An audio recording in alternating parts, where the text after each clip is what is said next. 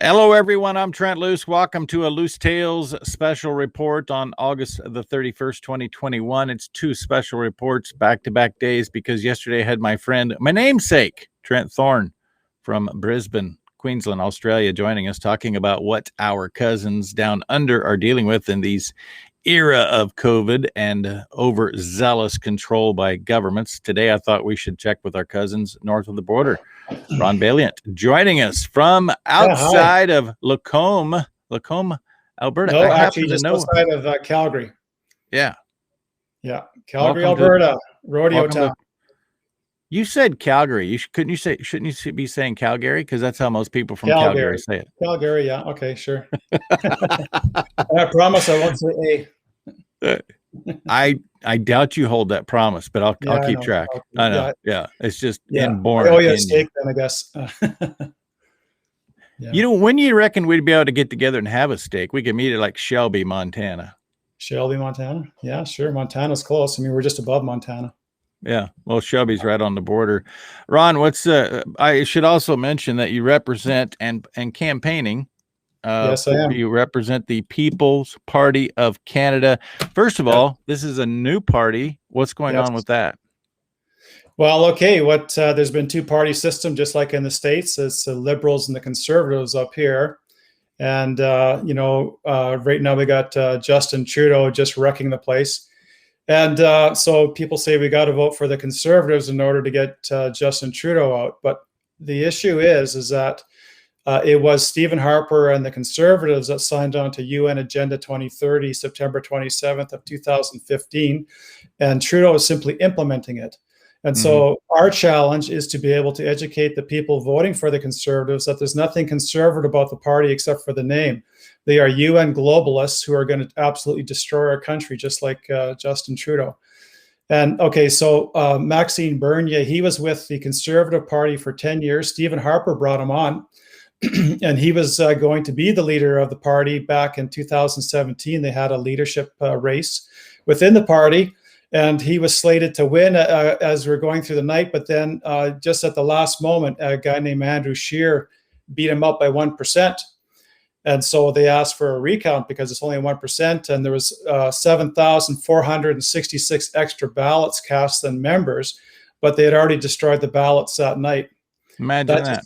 Yeah, just imagine that. And that just shows you how corrupt that place is. So, okay, so he stayed on. People say that he, took his ball and went home crying, but he stayed for 8 months. He had half the people vote for him, and he was trying to get the party to adopt some of his party platform that he ran on, including a 2-year balanced budget. And then once he did that, Andrew Scheer had copied him in the leadership race. And then Andrew Scheer afterwards said, we're not going to have any of your party platform. And that was including the 2-year balanced budget. So it was just a con that he did in order to get elected. So Maxine left that place saying it's too intellectually and morally corrupt to be reformed. And I could have told him that. But anyhow, he found out by being there and living it.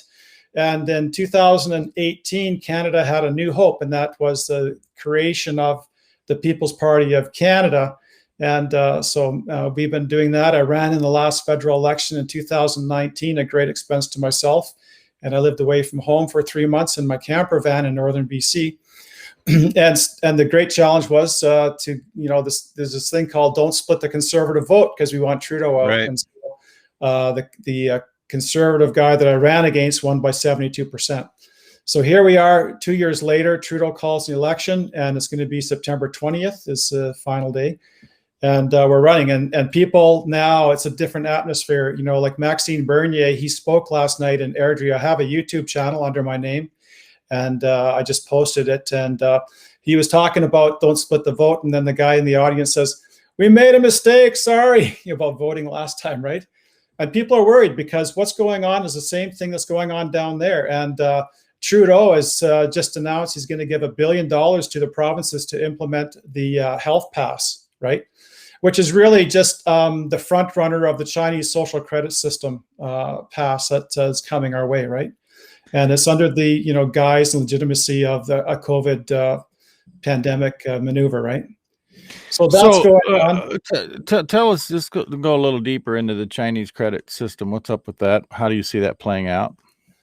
Well, China's a model that way. I mean, basically, the way it works with those folks, everything's on a scorecard system. So if you're a good citizen or whatever, you get good points. If you're someone like us who might be rebelling against the system or chastising it or doing something that they don't like, then you get less points, and then you won't be able to go on the transit, or very much like the vaccine passport, Right. or you might not have access to good jobs and get shut out of society. And that's where we're headed. It's a citizenship scorecard according to the government. It is, yeah. So you have to jump through all their hoops in order to be able to be a good boy or girl. And really, that's where this is just, the start of that system. So right now, it's that you get your 2 jabs, but then after that, it's going to be the boosters, and then it's going to be the climate lockdowns are coming next year probably. And if you don't reduce your carbon CO2 emissions or whatever, then you'll be restricted, and on, right? So it's just the first step into total tyranny. How bad is it right now in Alberta and the rest of Canada? Well, right now they've lifted restrictions, but our premier, Jason Kenney, you can't really trust him at all. Many people see him as a UN globalist, and he's done many things where he said one thing and then ended up doing another. But so we have a reprieve right now, but there's all this hype going on with the media saying that there's this Delta variant, and they talk about all the cases going up. And if you listen to the news for 5 minutes, you think the whole place is going to blow up, right? Right. Mm-hmm. Can people go to church again? Because that was obviously the main news we were getting. You had a pastor pretty close to you, actually. Yeah, Artur Pawlowski in Calgary. He's probably still running around the States touring, I think. But yeah, so I mean, the reason why they shut down the churches was because there was a mandate that you can only have, like 15% of capacity and these different things. And so he went against that. And it's not so much that they're shutting down churches for the sake of churches, although I think that's the end goal ultimately. But it's more the issue right now having to do with the COVID measures, which kind of target the churches, right? Yeah, so it is an attack on the churches, but it's indirect. Yeah, so that's opened up. You can do that. Everything's good. But the funny thing is, 60% of the people almost are still wearing masks when they go to, even some churches actually, and when they go shopping, and people are still wearing them in their cars and whatnot. So the fear is really there with a lot of people, unfortunately. But so Ron, the thing that is perplexing to me, and it was the same situation with Trent Thorne last night, and I know you have the same exact scenario because it's human instinct, I guess. Yeah. The science, we've been talking about science since the beginning of the North American settlement. And there's not one bit of science that backs up the level of fear that people are experiencing in today's world and allowed to be controlled on selling that fear. Are there people that are finally starting to say, wait a minute, this just doesn't make sense? And I say this on a day that Hawaii announced that now you're going to have to get a jab every 5 months. Yeah. Natural immunity can be for life, and yet they got theirs only lasting a few months. That's a good, well, it has nothing to do with logic. It all has to do with World War III, actually, and the world takeover by the UN and the power brokers behind it. In order to, bring us into, a tyrannical one world government system of slavery under a fascist communist style of dictatorship. And so that's going on right now. It's not with bullets and bombs yet, but it's with complicit and corrupt politicians, corrupt media, all the way down to local levels too. You might as well have UN troops running right down through your streets right now. And you tell your neighbor, it says, look, the UN tanks are rolling through, and he says, I don't see anything. Right, exactly. There's quite a few people waking up. I've been in this game since the mid 80s, watching this globalist takeover. And now it's like, especially with the last 16 months, tons of people are just, saying, what is going on here, right? They see it. So that's great. And at the root of it, and this is something that I've been fighting since January the 27th, when a guy named Biden signed an executive order saying that 30% of the land of the United States, 30% of the land and the oceans by 2030 would be controlled by the federal government. Well, guess what, Ron? We're already at 45% of the U.S. land that has federal control or ownership, and you put 30% more on top of that, that's 75%. It is an erosion of property rights. And from my standpoint, everything that this book was written about, the Constitution of the United States, is all about giving individuals the opportunity to own land and your property. And by the way, thoughts are your property too. And now we're being told you can't even think what you want to think. You got to think what we think. And I know that you have been a champion for property rights from day one.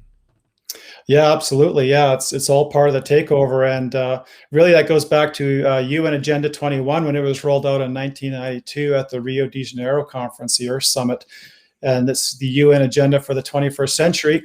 And there was rolled out the biodiversity map of North America. If you go look that up, and 90% of it's kind of off limits, and that's where they're heading to, right? They want to bring us into the compact cities.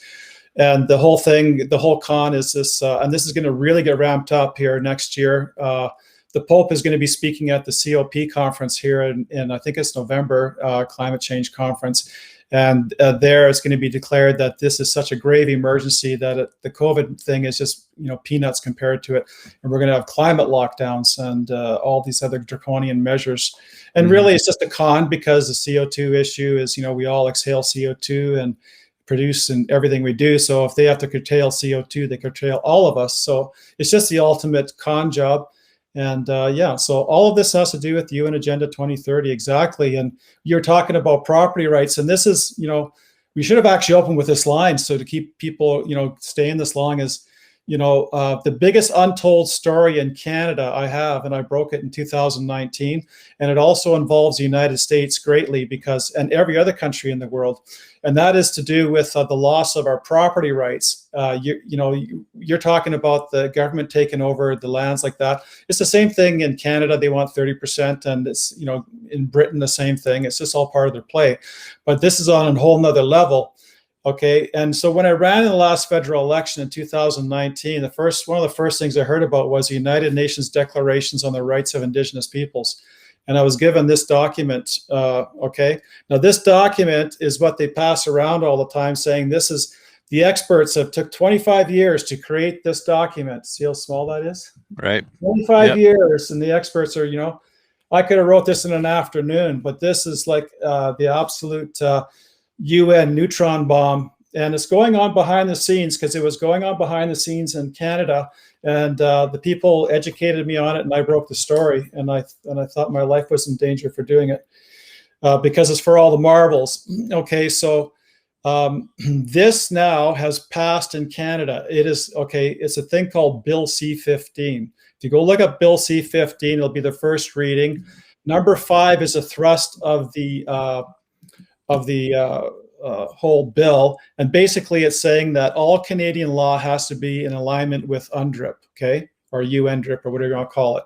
Okay, so all right, so when I first got the book, this particular one, number 26, hit me, and it says here, just imagine what this says: Indigenous peoples have the rights to the lands, territories, that would be the waters, I believe, and resources to which they have traditionally owned, occupied, or otherwise used.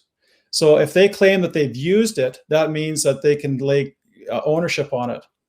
And in northern BC was, and BC in general was, quite a bit further ahead than most of Canada with this Indigenous stuff. And when I went up there, they would open up meetings and they say, we acknowledge that we are on the Treaty 8 territory of the, these different bands and stuff like that. And it's going on all over Canada now. And so when they have these big meetings, it's like that. And I talked to a wealthy business owner in a small town, and he was complaining about this because they've been doing it for 4 years now. I guess it'd be like 7 years now. But and I said, well, okay, it's a small community here. Why don't you all get together? And if they open up a meeting saying that we acknowledge that we're on Treaty 8 territory, because it's going far beyond just a nice acknowledgement, it's basically propaganda. And just get up and walk out of there, everyone, and they won't have a meeting. They'll stop doing it. And he says it would be noted who walked out, and we'd lose all our contracts. And he's dealing with multi-million-dollar contracts. So that's how much power is up there with that situation. And level of fear again, by the way, fear was it's a level of fear. And then also in the major cities, like when they were doing their COVID talks, they'd open up, like in Vancouver, which is a significant city. they would say that we acknowledge that we're on the unceded territory of, they name off several bands. All of that, in my opinion, is to be used in court cases coming up on this whole issue when people fight it. And they'll be able to say, look, even the politicians and all these people acknowledge that this is our territory, right? Mm-hmm. And that's, if they say that they've used it, now in Canada, as the politicians go ahead and implement this, that's what's happening. So Canada is being carved up right now. And another angle to this whole thing, okay, this is Bill C-15, which I blew the whistle on in my video talking about the throne speech. It was a one-liner in the throne speech, and no one caught it. No media, no nothing. If you go look at my throne speech, start at minute 2 for a surprise, then go 3 minutes on. It's kind of a masterpiece. But anyhow, so there's only a one-liner talking about UNDRIP, and so then I got onto with a bunch of people, and we started fighting this. But the thing is that there is no MP, member of parliament, that told anyone about this. Even the so-called conservatives, they all voted against it, but they voted against it for another reason. I think it's just to show, to look like they're conservative, voting against it, because there's one article that says that we have to identify, they're saying we have to identify what free, prior, and informed consent is. We got to really figure that out. What does that really mean? And that's all they hammer on. But there's so many articles in here that are mind-blowing. Even I'll show you one right now, just for the sake of, since we're talking about the UN here. Article 46 says that nothing in this declaration, that's this book or whatever, may be interpreted as implying any state, people, group, or person any right to engage in any activity or perform any act contrary to the Charter of the United Nations, going, and it goes on from there. I'll share a couple other key points here that are, one is this one is number 30, talking about military activities shall not take place in the lands, territories, or indigenous peoples unless justified by relevant public interest or otherwise freely agreed upon with or requested by the indigenous peoples concerned. So the ones to look at are number 5, 26, 28, 30, 36, and 46. Those stand out to me. So to go along with that, actually, there was a fellow in New Zealand crossing the Rubicon. I posted his video on my channel, and he was talking about, he was a whistleblower like me down in New Zealand, but they absolutely destroyed that guy. He lost his well, first of all, they demonized him as racist, and he got a bad, and then he lost his job on account of it, lost his marriage, and I think he's even left New Zealand now. So I haven't been hit that hard yet. So, Ron, my answer to all of the challenges that you've illustrated for 2021, and in fact, I went on a bus tour, 20,000 miles, Arise USA. Yeah, I heard about that. Yeah, it was fantastic. And the answer was that we need to take the country back at the local level, county by county. Okay, and I truly in my heart believe that is the answer.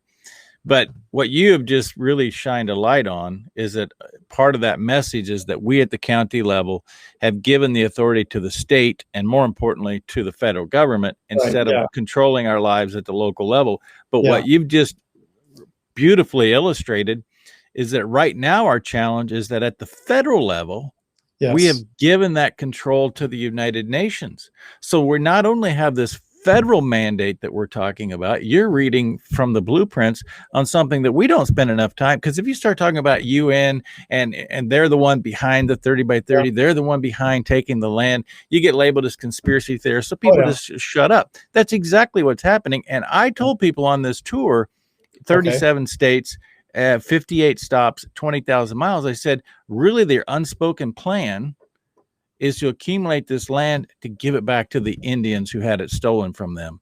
And you just read exactly how their plan to do that is through the United Nations blueprint. Well, absolutely. And when the final vote was for the members of parliament, and then it was going to go on to the Senate, that's when they discovered these graves over in the Kamloops residential school. And everyone, and it's, horrific and everything else, that even that went on in Canada. But I knew about those graves 20 years ago, and so did a lot of other people. The timing is just, it's all theater, right? And now they're going to go through over 400 schools in Canada and US, and they're going to show that it's an imperialistic genocide. That's, we're under attack, and And it's a multi-pronged attack. It's not just the UNDRIP. That's one part of it. In Canada, there's another one called the Missing and Murdered Indigenous Women's, which they were being killed. Actually, it's a highway of tears. That's between Prince George and Dawson. And that's where I was driving when I thought I might get hit by a truck after I revealed this UNDRIP story. But yeah, so there in that thing, it says it's an imperialistic genocide. And then another thing that's going on is a thing called Truth and Reconciliation. Okay, and that was going on a long time before in Canada, but now they brought it up all over again, and this is all, you know, a big deal. And if you want to know where that's all going, look at South Africa. South Africa is one of the models, right? And they had their Truth and Reconciliation for what, 10, 15 years.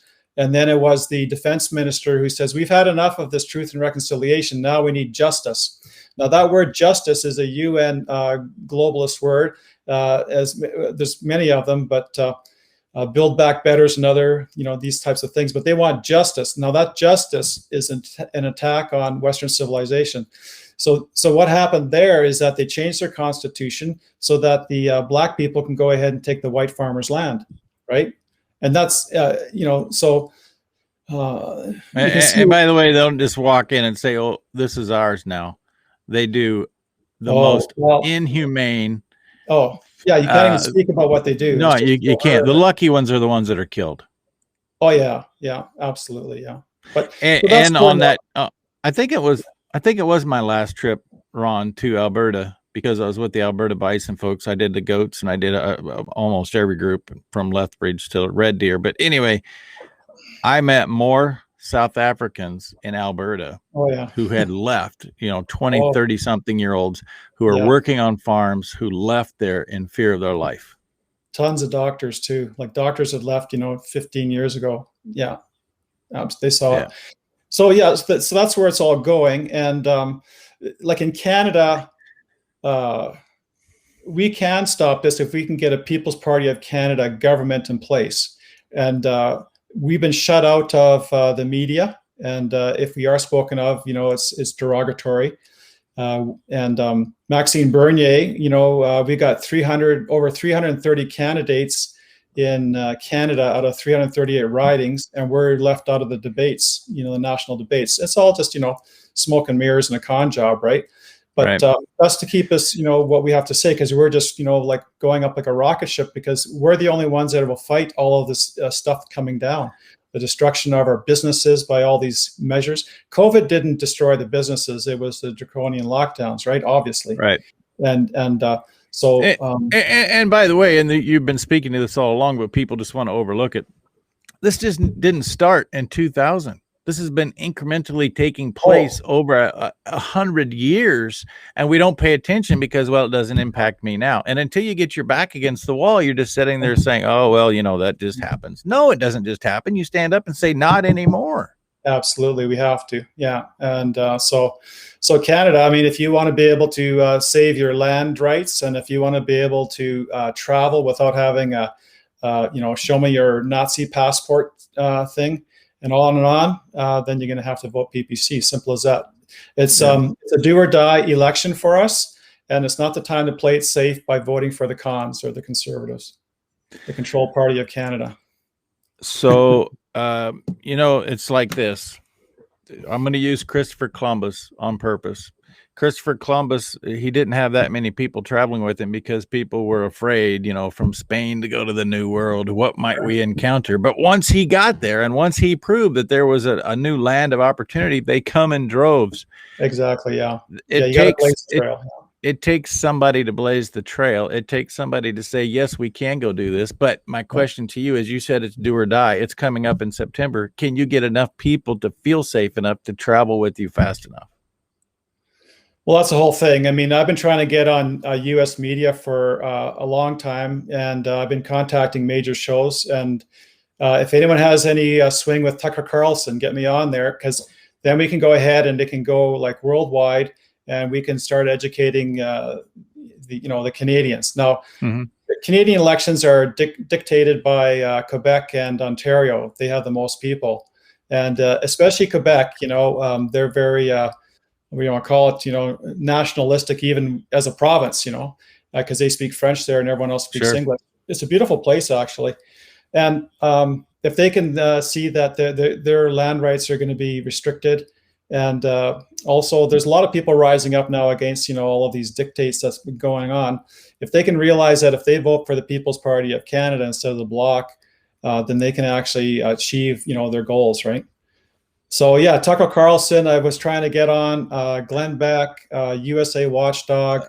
A lot of these people, this information flies over their heads or something. I don't get it. But I said, this is the biggest untold story. You're gonna break a fantastic story if you take me on, right? So, well, I actually disagree with you a bit. In some of that exposure that you may get could backfire on you, because then you'll be seen as more of a force, and there'll be greater lengths taken to shut you down. That's true. You just build this, if you build it from the grassroots level, I mean, Murray Henderson, he's your colleague in Canada, and there are several other commenting here today. If you just build it one province at a time, one community at a time, and do this with a grassroots support, then you'll be there for the long term. Otherwise, it's kind of like Davy and Goliath, and Davy won by being strategic, not being bold. Well, we've been doing that for the last 3 years. I mean, we've been working hard on that level, but now we have this critical election here, only in 3 weeks. And you know how they say 2 weeks to flatten the curve? Yeah, we're saying 3 weeks to flatten the tyranny. Vote PPC. I love that tagline. That's perfect. Yeah. So, I mean, we don't have any time left. We have to, educate people very quickly. And so, I mean, that's the only strategy I can think of at this point in time. But anyhow, so that's what's going on. It's not good. It's like this everywhere in the world. A lot of people are thinking in Canada, and I know people who are. But if you go into Central America or whatever, it's still going to be the same thing over there, because this is UN Agenda 2030. They've pulled the trigger now. It's no stopping it unless they're not going to stop it themselves. They're going to keep on going unless we stop it. So we have to stand up and say, hey, wait a minute, that's not good, And as we push back, we can gain our freedoms back. But it is a very concerted effort with high power behind it. So, any final profound words of wisdom, Ron? Oh, I don't know. At this point in time, let God be your guide. Make sure that you got your connections right, and He's the one who's going to be leading you through all this, I think. So it's a dramatic time in our life. It's very biblical. It's never been more profound to closing a program than let God be your guide. Thank you, Ron Vaillant. Please keep in touch, and we'll do this as often as it takes to awaken the people to say, the People's Party of Canada will. I guess I would say go to peoplespartyofcanada.ca and go look at our party platform, especially if you're in Canada. But for the Americans, I mean, look at that. I mean, it's the only thing that is fantastic and makes sense. Yeah. But thank you so much for having me on, and thank you for your work you do. We will talk soon. Ron Vaillant, Trent Loos, Loose Tales. Be gentle. Stay firm.